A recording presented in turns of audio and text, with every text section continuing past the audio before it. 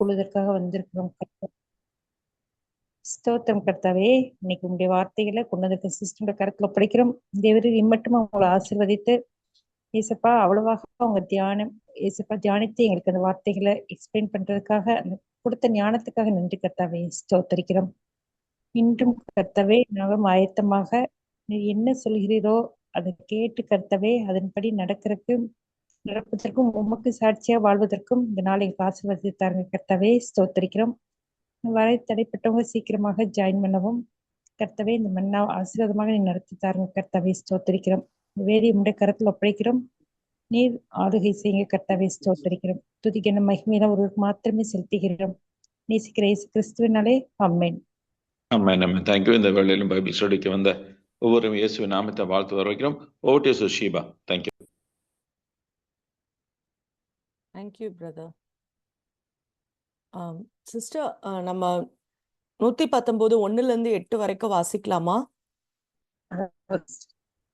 கர்த்தருடைய வேதத்தின்படி நடக்கிற உத்தம மார்க்கத்தார் பாக்கியவான்கள்.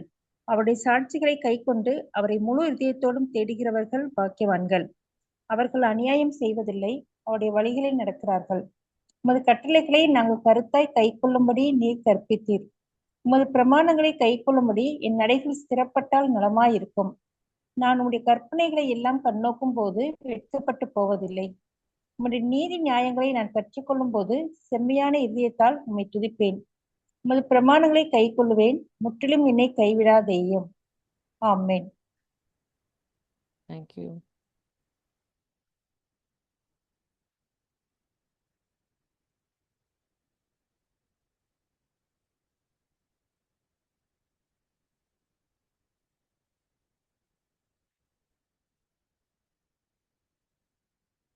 நம்ம சங்கீதம் 199 இந்த மாதம் நம்ம தியானிக்க இருக்கிறோம். சங்கீதம் 199 ஒரு சுருக்கமாக நம்ம ஒரு முன்னுரையை நம்ம பார்க்கலாம். சோ இந்த சங்கீதம் 176 வசனங்கள் கொண்டுள்ள வேதாகமத்திலே தி லாங்கஸ்ட் சாப்டரா இருக்குது. 22 ஆல்பபெட்ஸ் கொண்ட எபிரேய மொழியில 22 ஆல்பபெட்ஸ், தட் இஸ் 22 லெட்டர்ஸை கொண்டு 8 வசனங்களாய் அந்த ஸ்டான்சர்ஸ் அமைந்திருக்கு. அது மாத்திரம் அல்லாமல் இந்த சங்கீதத்துல நம்ம பார்க்கும்போது 119 எபிரேய வார்த்தை மொழி ரைட்ல இருந்து லெஃப்ட் எழுதப்பட்டிருக்கும்.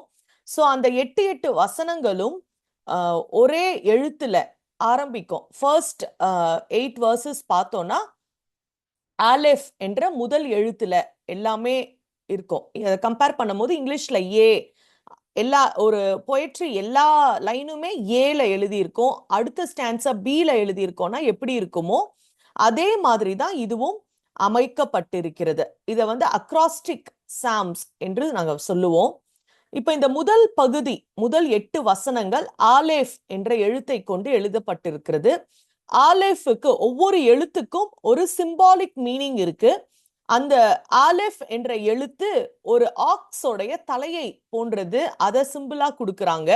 எப்படி அது எல்லா வித ரொம்ப ஸ்டர்டியா, ரொம்ப ஸ்ட்ராங் அண்ட் பல்கியா இருந்து வெதரா இருக்கட்டும் எதிரியா இருக்கட்டும் அதை நின்று ஃபேஸ் பண்ணுதோ, எப்படி ஒரு நல்ல அது நின்று சமாளிக்கக்கூடிய சவால்களை சமாளிக்கக்கூடிய ஒரு திறன் படைத்து வலிமை படைத்த ஒரு மிருகமாய் இருக்கிறதோ, அதே மாதிரி இந்த சங்கீதம் 119 1-8 வசனங்கள் நமக்கு ஒரு பெரிய பலனை, ஒரு என்டியூரன்ஸை கொடுக்கக்கூடிய வசனங்களா இருக்குன்னு நம்ம பார்க்கிறோம்.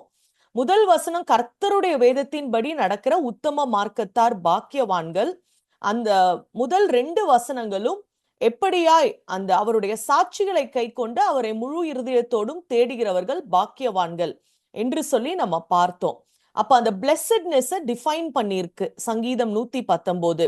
அவருடைய வேதத்தின்படி நடந்தால் மாத்திரமே that gives true happiness, that gives a real blessedness in life அப்படின்னு சொல்லி நம்ம பார்த்தோம்.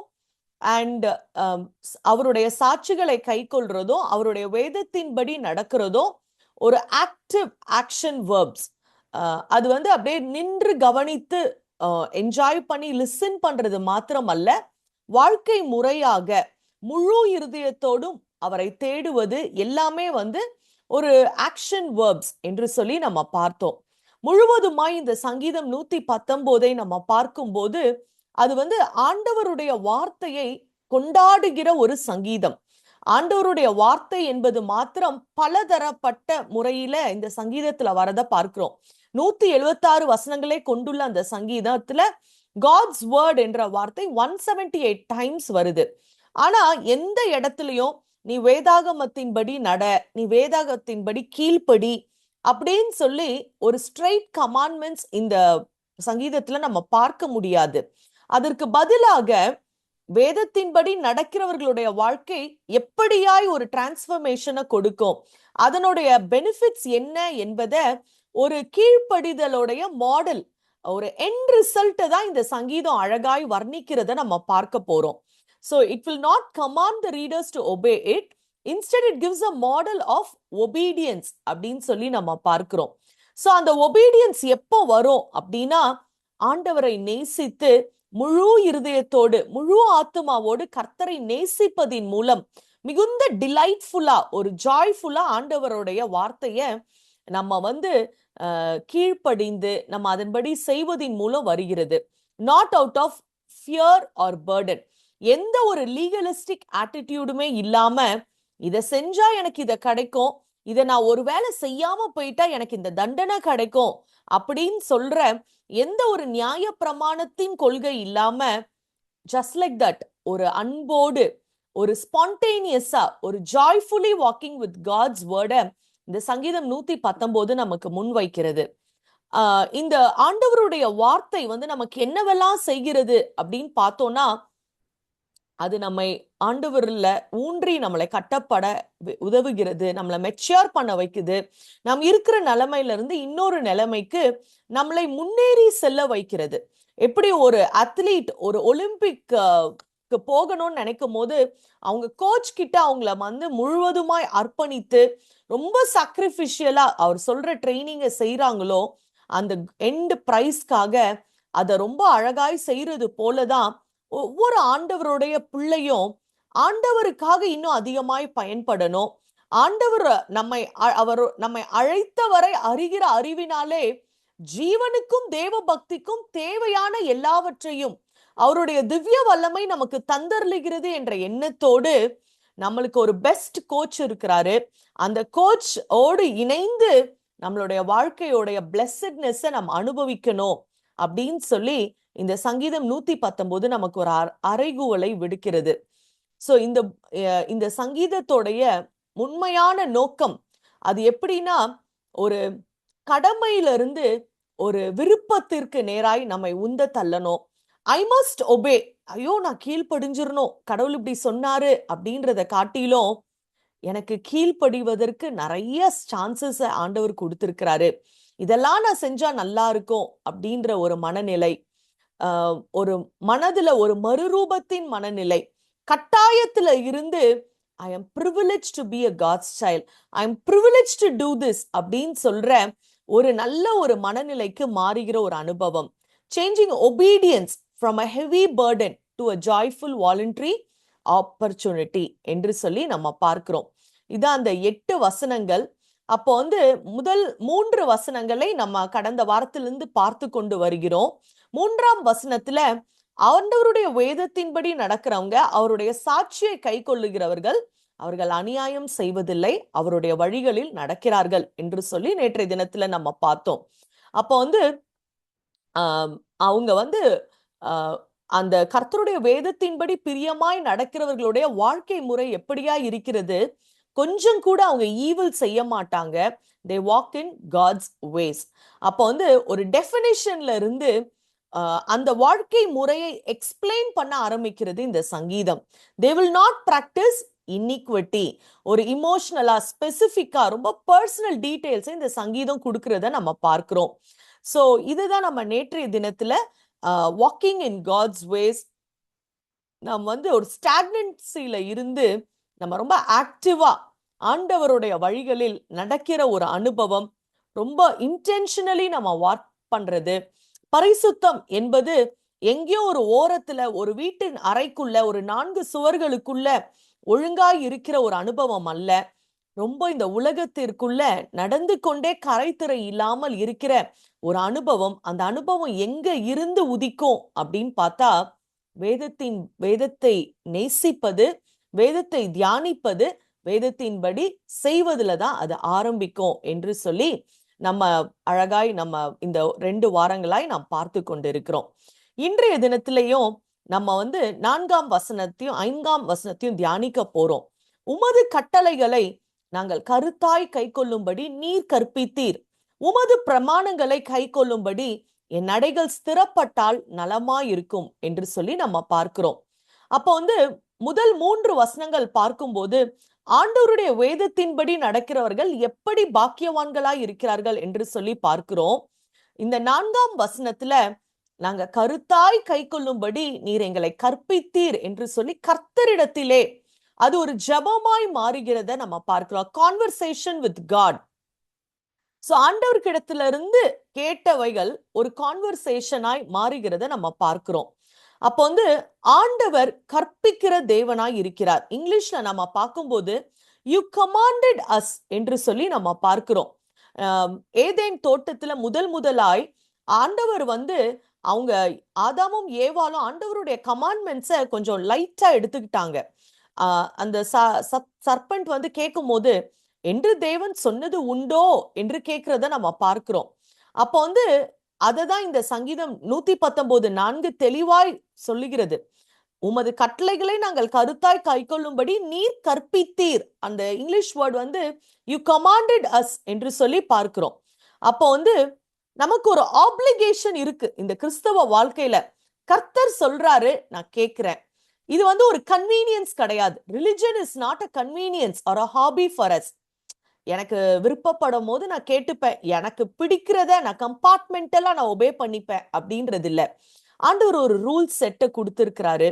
சோ நான் அதை கீழ்ப்படியாமை அப்படின்றது கர்த்தருடைய அந்த தெய்வீக அந்த அதிகாரத்திற்கு நான் முரண்பாடாய் நான் எதிர்த்து நான் ரெபல் பண்ணுவதற்கு அது சமம். ஏன்னா ஆண்டவர் நிறைய விஷயங்களை நமக்கு கற்பித்திருக்கிறார். கர்த்தர் கற்பித்த அநேக காரியங்களை நாம் கை கொள்ள பழகனம் இந்த சங்கீதம் நம்மளுக்கு ஒரு ஞாபகப்படுத்துகிறது. 2வது நம்ம பார்க்கும்போது ஆண்டவருடைய கட்டளைகள் என்று சொல்லி நம்ம பார்க்கிறோம். பிரிசெப்ட்ஸ் என்று இங்கிலீஷ்ல பார்க்கிறோம். அப்ப the precepts refers to God's detailed instructions for a covenant life. எப்படி அந்த அவங்களோட எக்ஸடஸ் ஜேர்னில ஆண்டவர் அவங்களுக்கு வேண்டிய எல்லா ரூல் செட்டையும் அவர் கொடுக்கிறாரோ, it's teaching, directives and orders from God. Carefully appointed responsibilities, ஒரு சிட்டிசன் செய்ய வேண்டிய அனைத்து ரெஸ்பான்சிபிலிட்டிஸ் அண்ட் ரோல்ஸ் அது குறிக்கிறதா இருக்கு. அப்ப ஆண்டவருடைய வார்த்தை ஒரு நாள் மாறாது, ரொம்ப வேகா இருக்காது, ரொம்ப அப்டிராக்டா இருக்காது. It is very precise. அதான் ப்ரிசைஸ்ன்றதுல இருந்து வந்ததுதான் precept. It's very intentional and purposeful.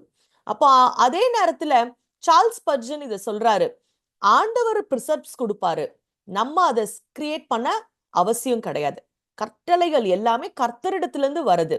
நம்மளுடைய வேலை அதை கருத்தாய் கை கொள்ளுவது மாத்திரம்தான்.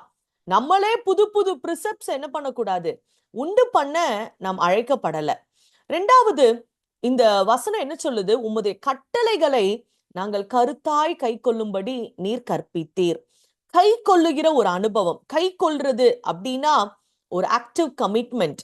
அது இந்த கை கொள்ற அந்த வார்த்தை ஒரு இஸ்ரவேல் தேசத்துல எப்படி ஒரு மெய்ப்பன் தன்னுடைய மந்தைகளை பார்த்து கொண்டு இருக்கிறாரோ அந்த வார்த்தை உபயோகப்படுத்தப்பட்டிருக்கு.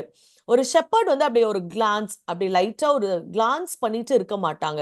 ரொம்ப அட்டென்டிவா கேர் பண்ணுவாங்க. ஏதாவது வருதா, ஏதாவது ஷீப் காணாம போகுதா அப்படின்னு சொல்லி. அந்த மாதிரி கேர்ஃபுல்னஸ நம் ஆண்டவருடைய வசனத்தை நம்ம இருதயத்துல வைக்க அழைக்கப்படுகிறோம். It protects as from neglect and compromise. அப்போ ஒபீடியன்ஸ் அப்படின்றது is not a one time act. ஒரு ஞாயிற்றுக்கிழமை போறேன், ஒரு நியூ இயர்ல நான் ஆண்டவருடைய வார்த்தையை நான் ஜஸ்ட் கீழ்ப்படிஞ்சிட்டு வந்துடுறேன் அப்படின்னு இல்லை. It's a life shaped by continual attentiveness. தொடர்ந்து நான் ரொம்ப ஜாக்கிரதையா இருக்கிற ஒரு அனுபவத்தை அந்த எபிரேய வார்த்தை ஷாமார் என்ற அந்த எபிரேய வார்த்தை நமக்கு கற்றுக் கொடுக்கிறது. அடுத்தது அதுல ஒரு அட்ஜெக்டிவ் கொடுக்கப்பட்டிருக்கு, கருத்தாய் கை கொள்ளும்படி. கருத்தாய் அப்படின்னும் போது நம்ம உபாகமம் 6:17 பாக்குறோம், you shall diligently keep the commandments of the Lord your God. diligently keep the commandments. உங்கள் தேவனாகிய கர்த்தர் உங்களுக்கு கற்பித்த அவருடைய கற்பனைகளையும் அவருடைய சாட்சிகளையும் கருத்தாய் கை கொள்வீர்களாக என்று சொல்லப்பட்டிருக்கு. அப்போ diligently அப்படின்னும் போது நாட் கேஷுவலி, அது வந்து வித் மச் எஃபர்ட், ரொம்ப மெனக்கெட்டு ரொம்ப அதற்கு முயற்சி எடுத்து முழுவதுமாய் கம்ப்ளீட்டா அதுல ஒரு 30% நான் செஞ்சேன் அப்படின்றத விட 100% ஐ ட்ரைடு டு டூ இட் அப்படின்றது தான் அது நமக்கு சொல்லி கொடுக்கிறது. பொலைட் காட் வந்து he doesn't ask for partial obedience. அது வந்து டிலேட் ஒபீடியன்ஸ், செலக்டிவ் ஒபீடியன்ஸ், இப்படி பலதரப்பட்ட ஒபீடியன்ஸை கர்த்தர் விரும்புவது கிடையாது நம்மளுடைய வாழ்க்கையில. ஆண்டவர் வந்து ஒபீடியன்ஸ் அப்படின்னும் போது ஒரு டிலிஜென்ட் ஒபீடியன்ஸை தான் ஆண்டவர் நம்ம கிட்ட எதிர்பார்க்கிற தேவனா இருக்கிறார். அப்போ அந்த டிலிஜென்ஸ்க்கு எதிரான வார்த்தை என்னன்னா கன்வீனியன்ஸ். வசதிக்கேற்றார் போல ஆண்டவருடைய வார்த்தைய படிக்கிறது, வசதிக்கு ஏற்றார் போல. எனக்கு இன்னைக்கு சமயம் கிடைச்சிச்சு, நான் சர்ச்சுக்கு போனேன், சமயம் கிடைச்சிச்சு, நான் ப்ரே பண்ணேன், சமயம் கிடைச்சிச்சு, இது வந்து ப்ராக்டிகலி பாசிபிள், நான் ஒபே பண்ணேன். இட்ஸ் நாட் ப்ராக்டிகலி பாசிபிள், அதெல்லாம் செய்ய முடியாது அப்படின்னு சொல்லி, not a life of convenience but a life of diligence is what God expects from us. அப்போ இந்த நம்ம இதை ஒரு கம்பேர் பண்ணோம்னா, நம்மளுடைய போன்ல நிறைய ஆப் இருக்கும். சிலதை நம்ம தேவைப்படும் போது ஓபன் பண்ணிட்டு நிறைய ஆப்ஸை வந்து நம்ம ஓப்பனே பண்ண மாட்டோம். அதுதான் கன்வீனியன்ஸ். ஒரு அத்லீட்டோடைய எக்ஸாம்பிளை நம்ம நேற்றைய தினத்துல கூட ரொம்ப டீட்டெயிலா பார்த்தோம். அவங்களுடைய லைஃப் ஸ்டைல் எப்படி இருக்கும், how they surrender to the coach. அப்போ அவங்க வந்து இன்னைக்கு ப்ராக்டிஸ், இன்னைக்கு எனக்கு கன்வீனியன்ட்டா இருக்கு, இன்னைக்கு ரொம்ப ஃப்ரீயா இருக்கேன், அதனால ப்ராக்டிஸ் வரட்டா கோச் அப்படின்னு கேட்க மாட்டாங்க. They don't work out when it's easy. Discipline is shaped by devotion to the goal. So ஆண்டவர் நம்மளுடைய மிச்ச மீதிகளை, நம்ம கிட்ட இருக்கிற எம்டி திங்ஸை கேட்கல. God expects the best of his time, the first of his time. Whole hearted கமிட்மெண்ட்டை தான் ஆண்டவர் கேட்கிறார். அதுதான் இந்த வசனம் நமக்கு இந்த காலை வேளையில ஞாபகப்படுத்துகிறது. Convenience will lead to complacency.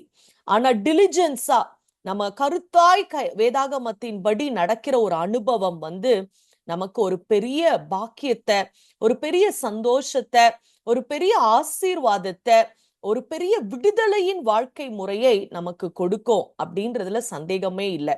அடுத்ததாக நம்ம பார்க்கும்போது 5வது வசனத்துல, உமது பிரமாணங்களை கை கொள்ளும்படி என் நடைகள் ஸ்திரப்பட்டால் நலமாய் இருக்கும் என்று சொல்லி இந்த சங்கீதக்காரர் எக்ஸ்பிரஸ் பண்றாரு.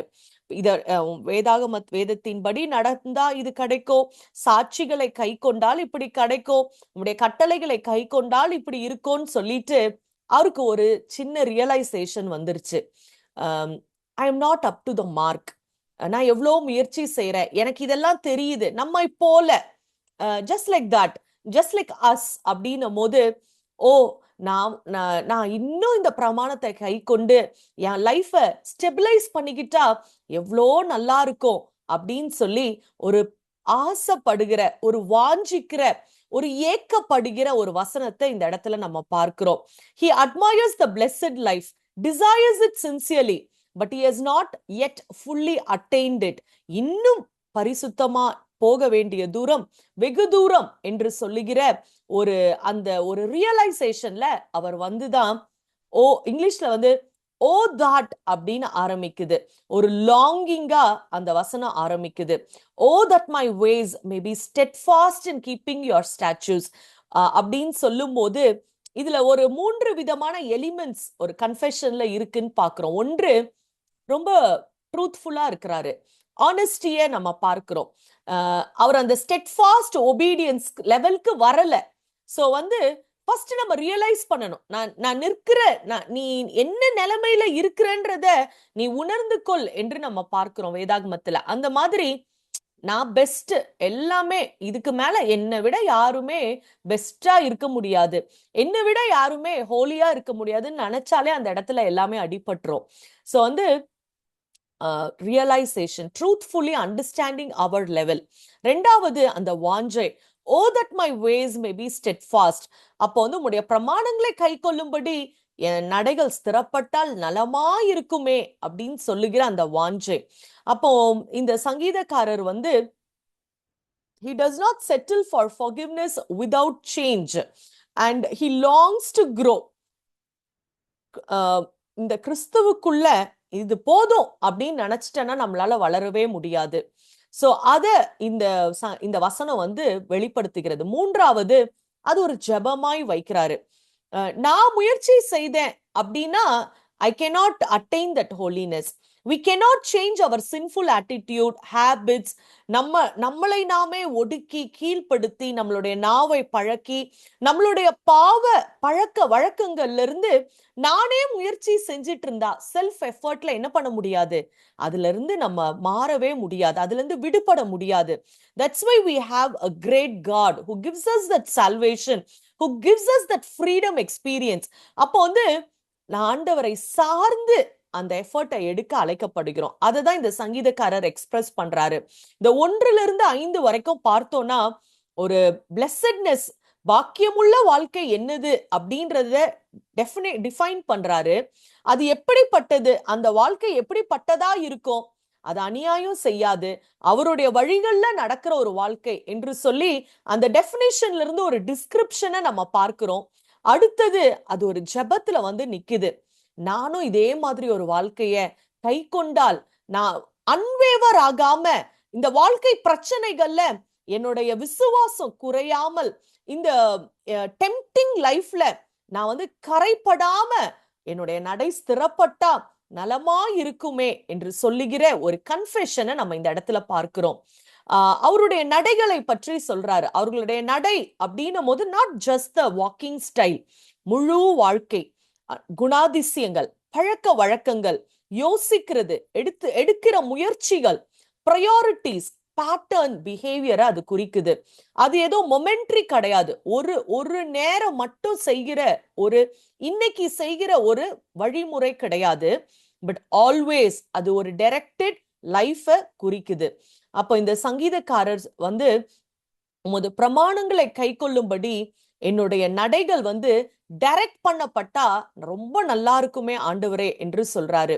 அப்போ வந்து ஆண்டவர் கிட்ட அந்த ப்ரொவிடென்ஷியல் டைரக்ஷனை கேட்கிறாரு, ஒரு ஸ்பிரிச்சுவல் டைரக்ஷனை ஆண்டவர், ஒரு ஆவிக்குரிய வழி நடத்துதலை அவர் கேட்கிறத நம்ம பார்க்கிறோம்.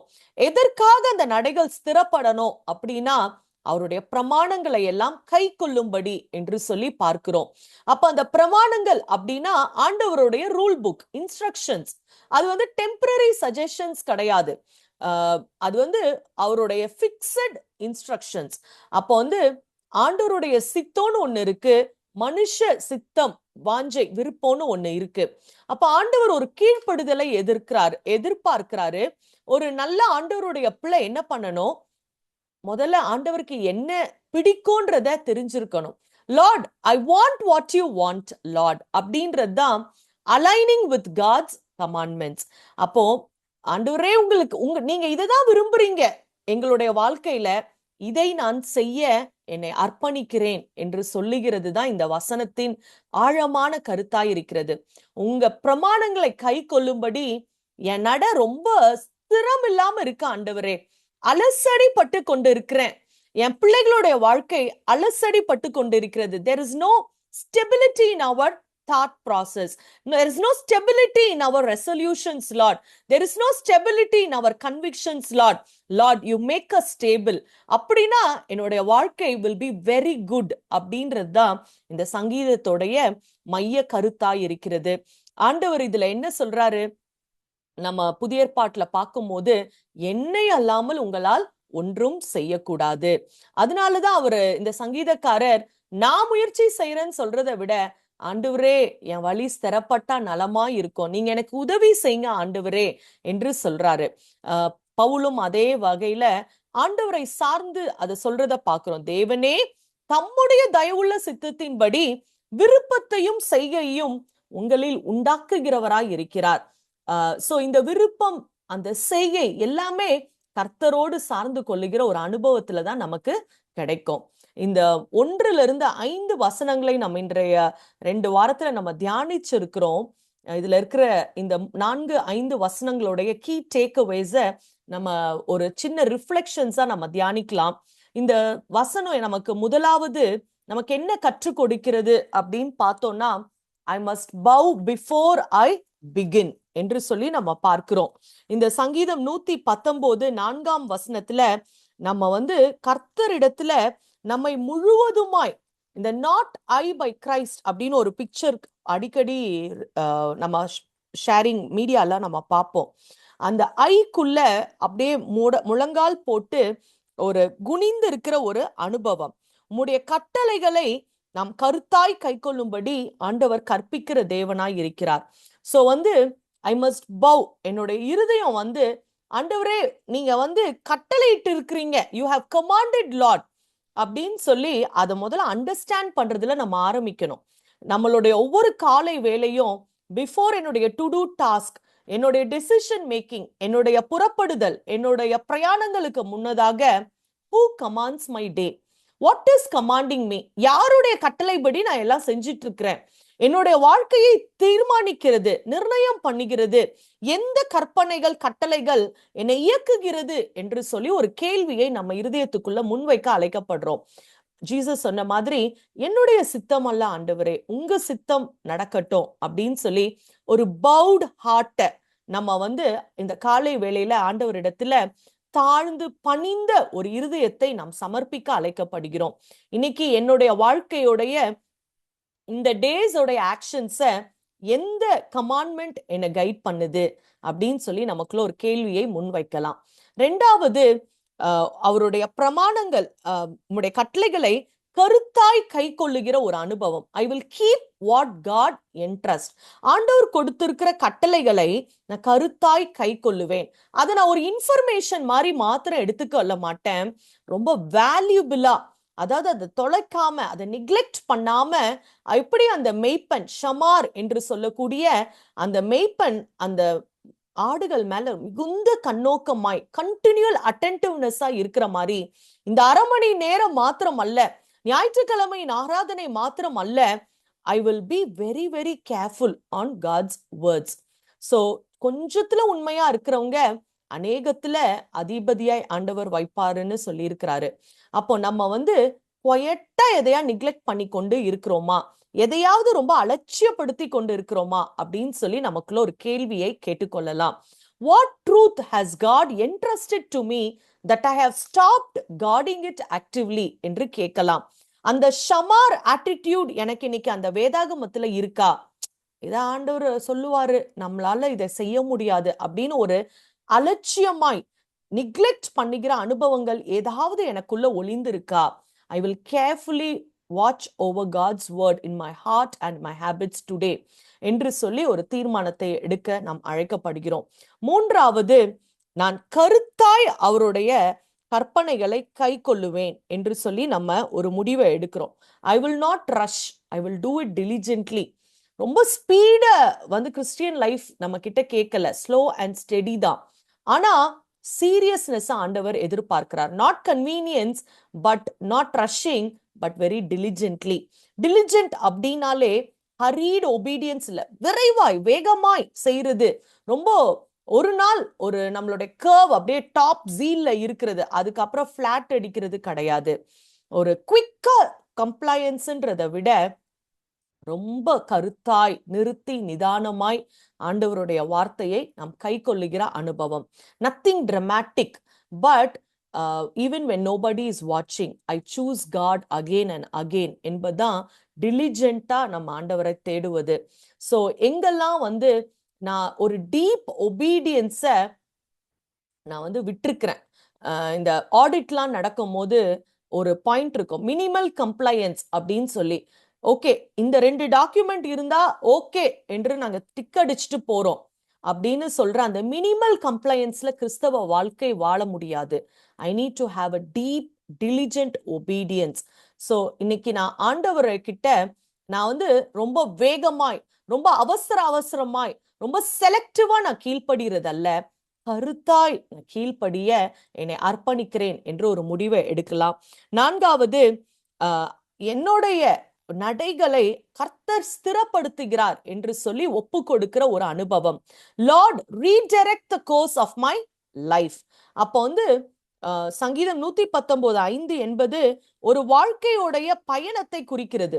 அது வந்து நான் உம்முடைய பிரமாணங்களை கை கொள்ளும்படி என் நடைகள் ஸ்திரப்பட்டால் அப்படின்னா ஏதோ ஒரு ஜேர்னி கிடையாது. It is the entire way. ஒரு முழு habits of thought, reflexive responses, நம்மளுடைய முழு குணாதிசயத்தை குறிக்குது. சோ அவர் வந்து ஆண்டவரே இன்னைக்கு எனக்கு உதவி செய்யுங்க என்பதை விட he's asking God to reorient the trajectory of his life. என் வாழ்க்கை கொஞ்சம் டீவியேட் ஆயிருச்சு ஆண்டவரே, என் நடைகளை முழுவதுமாய் நீங்க என்ன பண்ணுங்க, மாற்றி கொடுங்கன்ற அந்த டீப் பிரேயரை தான் அவர் வைக்கிறாரு. சோ வந்து am I asking God to bless the path I have chosen or to change the path அப்படின்னு சொல்லி நமக்குள்ள ஒரு கேள்வியை வைக்கலாம்.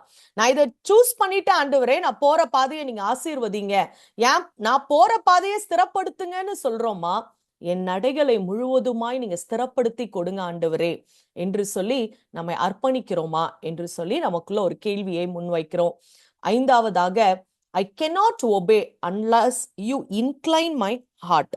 ஆண்டவரே நீங்க வந்து அதை செய்தால் ஒழிய, நீங்க என் இருதயத்தை கைப்பற்றினால் ஒழிய உங்க பிரமாணங்களை என்னால என்ன பண்ண முடியாது, கை கொள்ள முடியாது. சோ இந்த சங்கீதக்காரர் வந்து ஒரு டிசிப்ளின்காக அவர் வந்து ப்ரே பண்ணல, என் நடைகளை நீங்க ஸ்திரப்படுத்துங்க ஆண்டவரே என்று ஒரு இன்னர் அலைன்மெண்ட்டுக்காக அவர் என்ன பண்றாரு, ஜெபிக்கிறாரு. அப்போ இந்த பிரேயர் ஒரு டீப் ஹம்பிள் பிரேயர். என்னால இது முடியாத ஆண்டவரே, I cannot do it alone, என்னுடைய பலவீனத்திலே உங்க பலன் பூர்ணமாய் விளங்கும். I need your grace Lord, I need your grace to reshape me the inner person in me Lord அப்படின்னு சொல்ற ஒரு ஜெபத்தை தான் அவர் முன்வைக்கிறத பார்க்கிறோம். நான் ஏதாவது என்னுடைய வாழ்க்கை கட்டத்துல நானா ஒரு கீழ்ப்படிதல, ஒரு ஸ்ட்ரிக்ட்னஸ திணித்து கொண்டு இருக்கிறேனா, or am I allowing God to change my heart? Lord, you incline my heart, Lord, you steady my pace, Lord அப்படின்னு சொல்லி கர்த்தரிடத்துல ஒப்பு கொடுக்கிறேனா அப்படின்னு சொல்லி நமக்குள்ள ஒரு கேள்வி கேட்கலாம். கடைசியாய், ஆண்டவரே என்னை ஸ்திரப்படுத்துங்க, hold me steady Lord or I will not last. Oh that my ways were directed.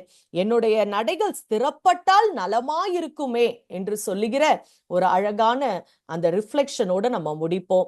So வந்து stability is what God only can give, not something we can generate.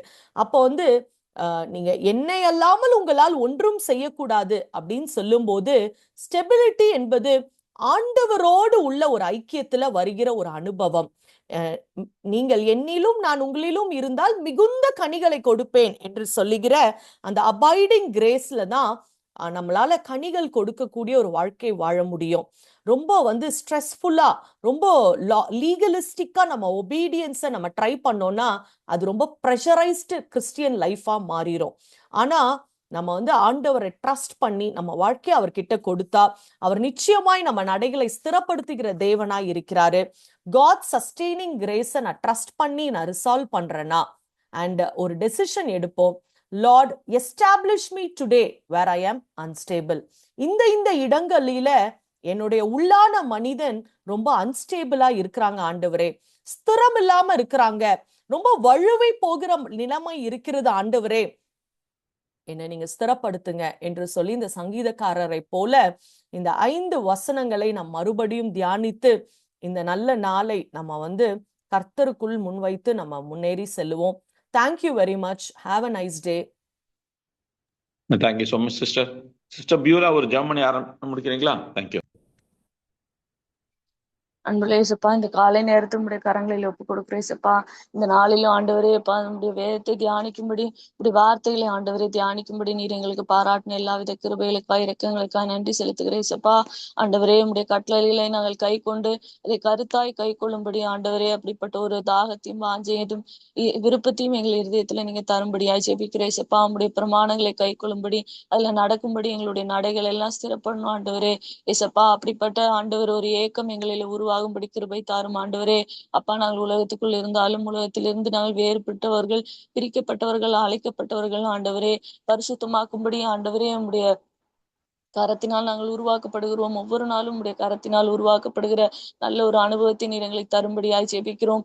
நல்ல ஓட்டத்தை ஓடி ஆண்டவரே ஏசப்பா பந்தய பொருளை பெற்றுக்கொள்ளும்படி, எங்கள் ஓட்டம் வெற்றியாய் ஓடும்படி ஆண்டவரே, எங்கள் ஓட்டத்தை துவக்கிற முடிக்கிற உம்முடைய கரத்திலே எங்கள் வாழ்க்கையை ஒப்புவித்து ஒவ்வொரு நாளும் நீர் விரும்புகிற நல்ல ஒரு பாத்திரமாய், நீர் எதிர்பார்க்கிற ஒரு நல்ல ஒரு அப்பா மகிமையுள்ள பாத்திரமாய், கிருபா பாத்திரமாய் நாங்கள் வெளிப்பட ஆண்டவரே, இந்த வசனங்கள் ஆண்டவரே எங்கள் வாழ்க்கையை உருவாக்கும்படி கிருபை தாரும் ஆண்டவரே. நீர் எழுதி கொடுத்த கட்டளைகள், இது எழுதி கொடுத்த பிரமாணங்கள் ஆண்டவரே, எல்லாவற்றையும் ஆண்டவரே அந்த வழியிலே நேராக செம்மையாக சீராக நடக்க, நீதியின்படி வாழ ஆண்டவர் எங்களுக்கு உதவி செய்யுங்க. பரிசுத்த ஆவியானவர் ஒவ்வொரு நாளும் உடைய அப்பா ஆண்டவரே உடைய சத்தத்தை கேட்டு ஆண்டவரே வழி விலகாதபடி இவைகளிலே நடக்கும்படி எங்கள் நடைகளை எல்லாம் நீங்க உறுதிப்படுத்துங்க ஏசப்பா ஆண்டவரே. உடைய பாதத்துல அர்ப்பணிக்கிறோம். இணைந்திருக்கிற ஒவ்வொருவரையும் ஆசீர்வதியும் பாதுகாத்துக் இந்த நாளின் தேவைகளை அற்புதமாய் சந்தியும் ஆண்டவரே. சபையின் தேவைகள், கட்டுமான பணிகள் எல்லாவற்றையும் ஆசீர்வதியும். இந்த நாள்ல நடக்கிற எல்லா கூடுகையிலும் நீர் ஆசீர்வதியும் ஏசப்பா. போதித்த சிஸ்டர் இன்னும் வல்லமையாய் பயன்படுத்தும் ஆண்டவரே. இன்னும் அநேகருக்கு ஆண்டவரை பயன்படுத்துங்க ஏசப்பா. நாங்கள் அனைவரும் இணைந்து தேவ ராஜ்யத்தை கட்டும்படி தேவனுடைய வருகைக்கு நாங்கள் ஆயத்தப்பட கிருபை தாரும். எங்களை தாழ்த்தி ஒப்புக் கொடுக்கிறோம். எல்லா துதியும் கனமும் நமக்கு செலுத்துகிறோம். இயேசுவின் மூலம் வேண்டிக் கொள்கிறோம் எங்கள் பிதாவே. ஆமென். Amen. Amen. Thank you so much. God bless you all. Have a wonderful day.